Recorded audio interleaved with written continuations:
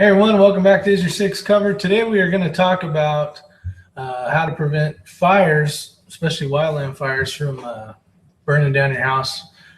Right now in California, there's quite a few fires going on, and we have potential for more homes to catch on fire. So it's going to be a quick video on some pamphlets that California Department of Forestry, which is now called CAL FIRE, has put out to everyone that they can look at.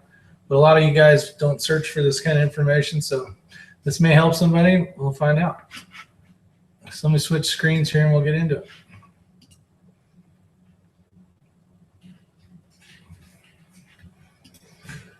All right. Let's see your screen sharing.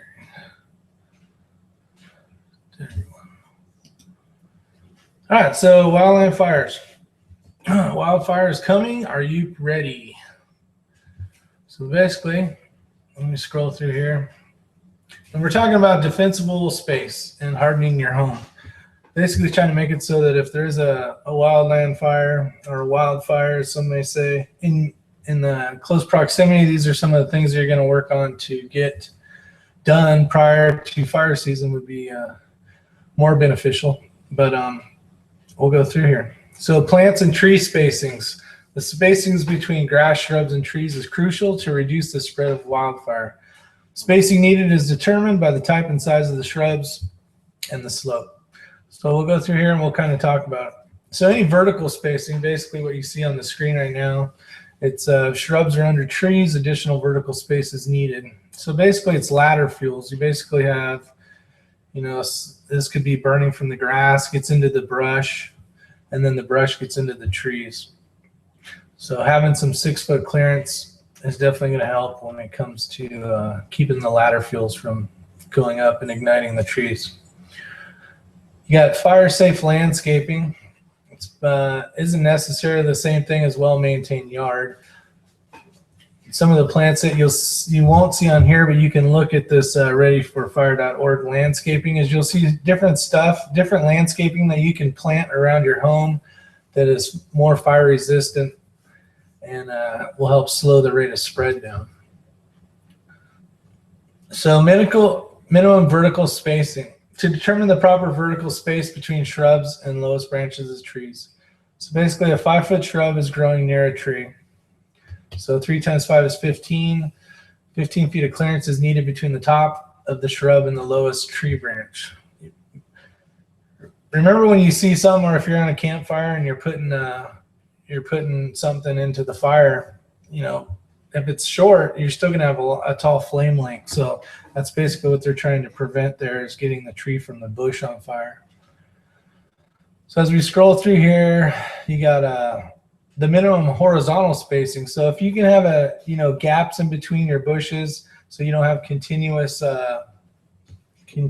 burning basically from bush to bush to bush, it'll help slow down the rate of spread as well. Same thing with the trees, the spacing. Now when we talk about slopes, and you're looking at a few here, you got the flat and mild slope is less than 20.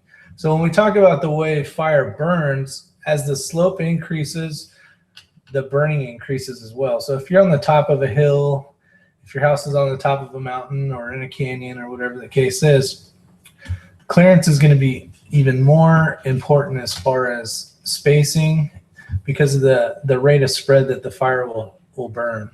So right there you can see 20% to 40%, you got 4 times the burn. So before, when you seen 10 feet with the 20%, it's already doubled with just 4 times for the distance of your trees.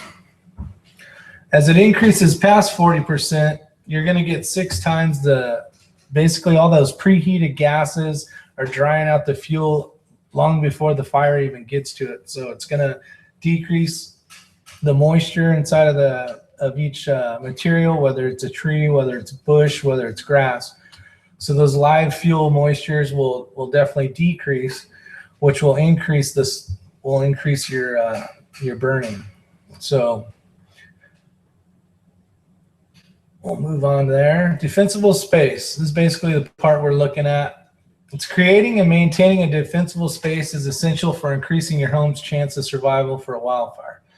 It's basically the buffer, as it says there. Defensible space is what we need as firefighters in order to even protect your house. If you have a ton of, you have a ton of brush that's right up against your home, you have stacks of firewood, you have, rain gutters that are full of leaves, open eaves, and so on and so forth. We're probably not putting any firefighters in that area just for the fact that life over property is more important, as we all know. But it's also, you probably won't stand a chance if a fire gets there. So setting up your house for a defensible space is up to you. In order to increase our defensible space so that we can have a chance to protect your home as well. So the 2 zones that make up the required 100 feet, you have the zone 1, it's basically from your house to 30 feet out. And it's remove all dead plants, weeds, remove dead, dry leaves, pine needles, kind of hit a little bit of this. Trim trees regularly, keep branches a minimum 10 feet from other trees, remove dead branches that hang over your roof, and keep branches 10 feet away from your chimney. Relocate exposed wood piles. A lot of people like to put their wood pile right up against their house to make it a little easier to grab, especially in the winter time. Just for, you don't have to walk as far and carry as much wood. But some of the things, especially during wildland season or fire season, is a lot of that stuff, all that stuff basically needs to be taken away from your home. Give yourself good barrier.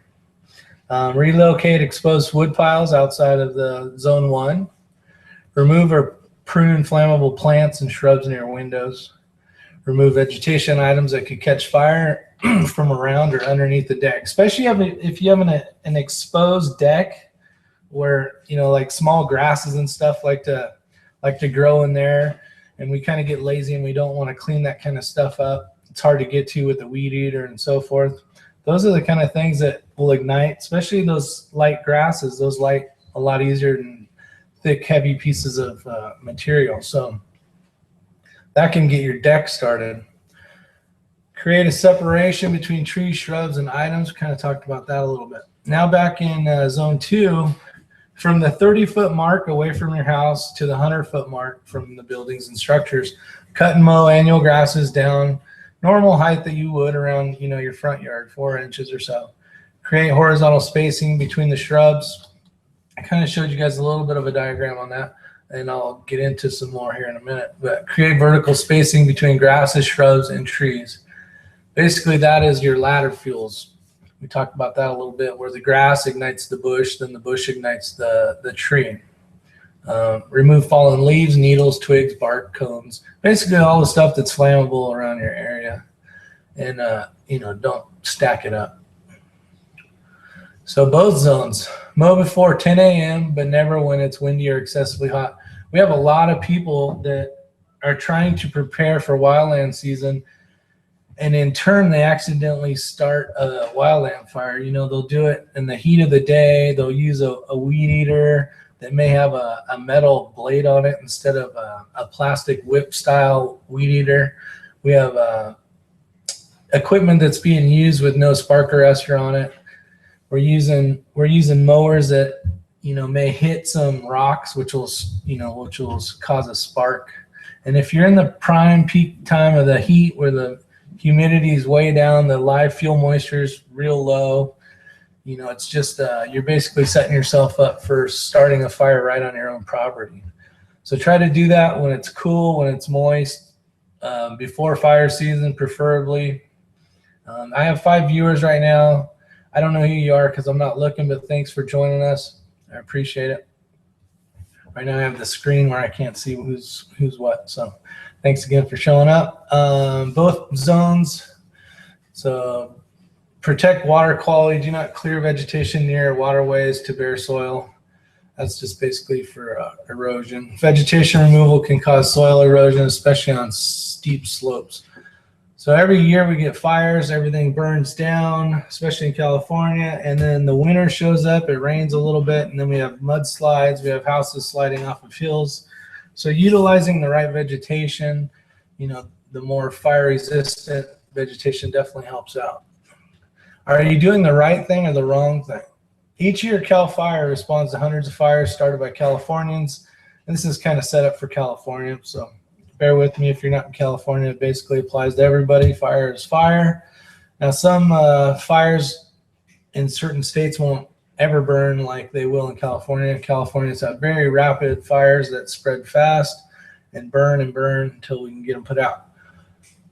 All equipment must be used with extreme caution. We kind of talked about that. Metal bladed, trimmers, chainsaws, grinders, anything that has an exhaust that's not running a good spark arrestor, even if you do, could cause a potential for some fire. So, take precautions. Do it early in the morning when things are still dewy outside and that kind of stuff. Do your part.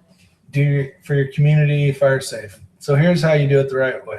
Mowing. Metal blades striking rocks can create sparks and start fires in dry grass. Use caution. Spark arresters, we talked about that. Use good fuel so you're not getting the popping and that kind of stuff. But here's a picture of the area. You can see, I don't know if you guys can see the mouse or not. But basically this clean, where the dots are to the house, is 30 feet of nice cleared, no vegetation. You got wood piles over by number 5 where it's out of the 30 foot. You got shrubs and that kind of stuff. Keeping it mowed down nice and clean. You got trees that are spaced well enough apart in the 30 to 100 foot area. Having hoses attached to hose bibs ready to go if something was to start. Remember, every fire starts small. So having the right resources, whether it's a garden hose available, you may be able to knock it down before it gets to anything big. Being smart and cautious, not having some type of barbecue or fire pit when it's a horrible day for it, which means like heavy winds, very dry outside. And you can go to your local area and probably find out what the sign says as far as like extreme fire danger or whatever the case is. They rate it into categories. But know the law, be smart. This is a California code, so I won't get into it. But there's a zone 2, so you can see from the dot. So there's your 30 foot from the house to the dotted line. And then you got your 100 feet clearance. Another bit of the picture there. Hardening your home. Flying embers can destroy homes up to a mile ahead of the wildfire. Prepare. Harden your home now before it starts. That's the thing. Everybody wants to fix stuff when the world's on fire, but this stuff should have been done months ago. And doing it now is better than not doing it at all, unless you're using stuff that can start fires as well, like those exhausts that we talked about. The roof. Your roof is the most vulnerable part of the home. Homes with wood or shingle roofs, which they've kind of outlawed in most of California.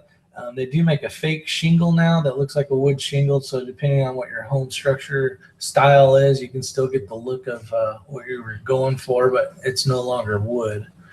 They're high risk of being destroyed by wildfires. Build your roof or re-roof the materials such as comp roofs, metal, or tile. Block any spaces to prevent embers from entering and starting a fire. So the vents that are on your home that keep your attic cooler, depending on what style you have, basically the embers, we cover them up with it's like a mesh, and you want 1/8 inch to 1/4 inch, and that'll keep out the embers. That'll help keep out the embers from igniting inside of your attic, which in turn will get your house going. Protect vents and eaves and cornices and baffles to block embers. Mesh is not enough. Even a light material on your glass pane, like say you got a sliding glass door, if you have a very light material that's your shade, you have the possibility where the radiant heat can basically ignite that from the other side of the glass. So be cautious of that too. Eaves and soffits. Windows. Heat from the wildland fires can cause windows to break even before the home ignites. This allows burning embers to enter and start fires inside. Single pane and large windows are particularly at risk. So if you have the ability to have a dual pane window, that'll help protect your glass or your home from getting burned up. Consider limiting the size and number of windows that face large areas of your vegetation. Some things to think about, especially if you have a nice view. We put a lot of windows in so that we can see the pretty outside all year long. But with that also comes the risk having those large windows. But there's ways to help with those, keeping your clearances, so we can fight that off, keep the windows, and have the nice views that we want. So we got surfaces within 10 feet of the building should be built with ignition resistant, non-combustible, or other approved materials. So remove all combustibles from underneath your deck. A lot of people store stuff, fuel cans, firewood, junk, crap underneath there because it's just a nice spot to be able to hide stuff. But with that said, you have the potential of making it worse. So exterior walls, wood products such as boards, panels, shingles are common siding material. However, they are combustible and not good choices for fire-prone areas. Build or remodel your walls with ignition-resistant building materials such as stucco. Now, stucco, a lot of people don't like stucco. Maybe or maybe they do. But for some of those that don't, finding like a fiber or cement siding is definitely going to be more resistant than a wood-sided home. There's a home that has polymer, the plastic vinyl stuff, and that stuff is basically just a solid state gasoline. So once that stuff gets going, it is pretty, it's easy to hose off. It's very, maintenance free, but that is a very, very fire. There's a lot of potential there once it gets started because it is just a solid state flammable liquid, or a flammable. So wood and other approved materials. Be sure to extend materials from foundation to roof. Rain gutters, a lot of times, depending on how many trees you have nearby, we get a large consumption of pine needles and different types of leaves and branches in there. And that stuff sits there all summer, dries out. And then you have potential for getting the roof started on fire. Patio covers, same thing. Depending on what materials you have them out of, consider using ignition resistant or non-combustible fence materials. There is that stuff out there. It costs a little more. It's a lot better maintenance wise. So there's less painting, less sanding, and all that kind of stuff.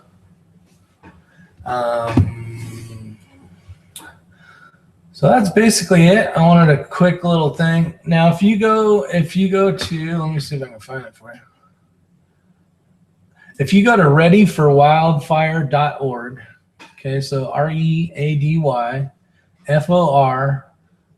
wildfire.org. You can get a lot of this information, especially for some of you guys that live in fire-prone areas. Some of these different ones out here. You got, is your home ready? Are you set? You got step 3, step 1. You can kind of go through. But right here, readyforwildfire.org. Cal Fire's put these out to all you that want to protect your homes from wildfires. So good luck. Some of the things as we respond to these wildland fires, and we're evacuating people, they're like, well, what should I grab? What should I grab? And I'm like, grab everything that you can't get at Walmart. Don't grab TVs and all that other crap. You can buy that if your insurance will buy that. You need to get your documents of your insurance. You may want to get family photos, your photo albums, all the stuff that you can't purchase at the Target, Walmart, stuff like that. So make sure you have your documents. A lot of people are keeping their pictures on a hard drive. They still have photos and everything, photo albums, but all those pictures, especially now the electronic age, everything gets saved to a hard drive. And then they have the ability of just grabbing the hard drive and some documentation for their insurance and that kind of stuff and getting out. Pets, make sure you grab your pets. Make sure you have, a kennel or whatever you need to in the back of the truck. So you can grab it and put your dogs in it or horses or whatever. So be prepared in that way. I hope you guys stay safe. And let me see here. Let me turn this back on. So you guys take care. Have a great day. Remember, Isyour6 covered, and we'll be doing some more videos like this. Dang, I'm ugly looking. All right, you guys take care. Bye for now. And thanks again, viewers, for watching. Appreciate it.